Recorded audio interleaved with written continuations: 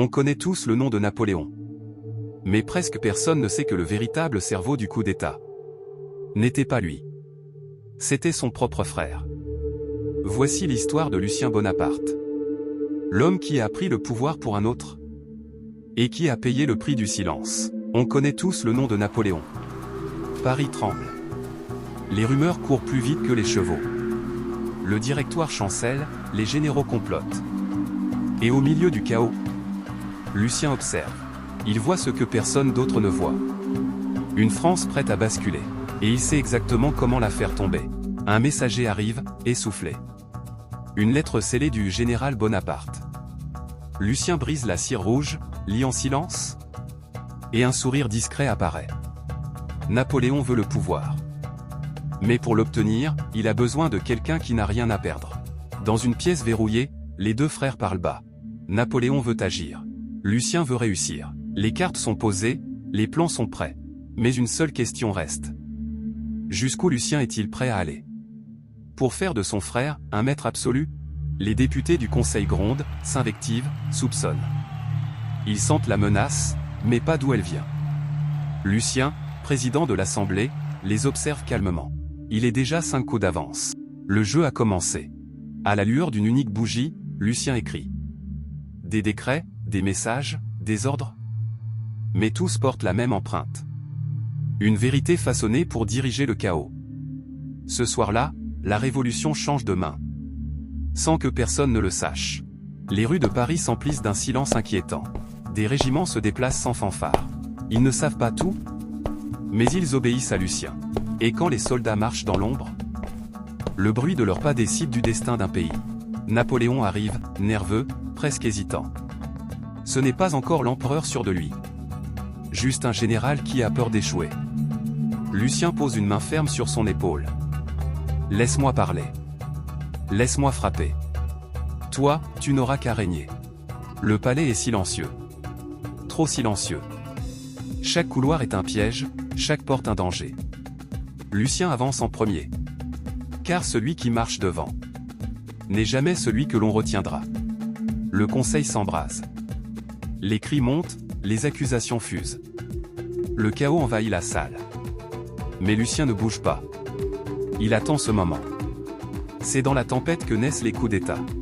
Napoléon entre. Il parle mal, il bégaie, il panique. Les députés se lèvent, hurlent, le menacent. Pour un instant, l'histoire hésite. Et Lucien comprend. Il doit prendre les commandes. Lucien monte sur l'estrade. Sa voix transperce le brouhaha. Chaque syllabe est une lame. Chaque phrase, une condamnation. En quelques secondes, il transforme un désastre en opportunité. Il accuse l'Assemblée. Pas avec peur, mais avec conviction. Il parle de complot, de menaces, de danger. Et soudain, les regards changent. La foule doute. Le pouvoir se déplace. Vers Lucien. Les soldats surgissent. Baïonnettes levées. Le conseil s'effondre dans la panique. Lucien ne dit rien. Il hoche simplement la tête. Et la révolution se rend. Les bancs se renversent. Les papiers volent. Les voix se brisent. Le conseil n'existe plus. Lucien, lui, reste immobile. Car il sait que le vide du pouvoir est déjà rempli. Il ramène Napoléon devant les portes. La foule acclame. Les soldats crient son nom. Mais derrière chaque applaudissement, il n'y a qu'un homme qui a vraiment tout orchestré. Lucien lève son épée. Je défendrai mon frère contre tous les traîtres. Les soldats hurlent. La scène est gravée dans la mémoire de la nation.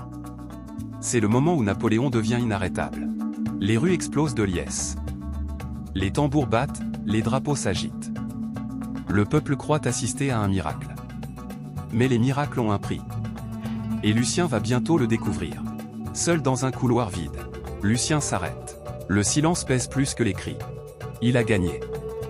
Mais quelque part au fond de lui, il sait qu'il a aussi perdu. Il signe les derniers documents. Son nom n'y apparaîtra peut-être jamais dans les livres. Mais ce soir, c'est sa main qui façonne l'avenir. Les frères Bonaparte se tiennent sur un balcon. Paris brille sous eux.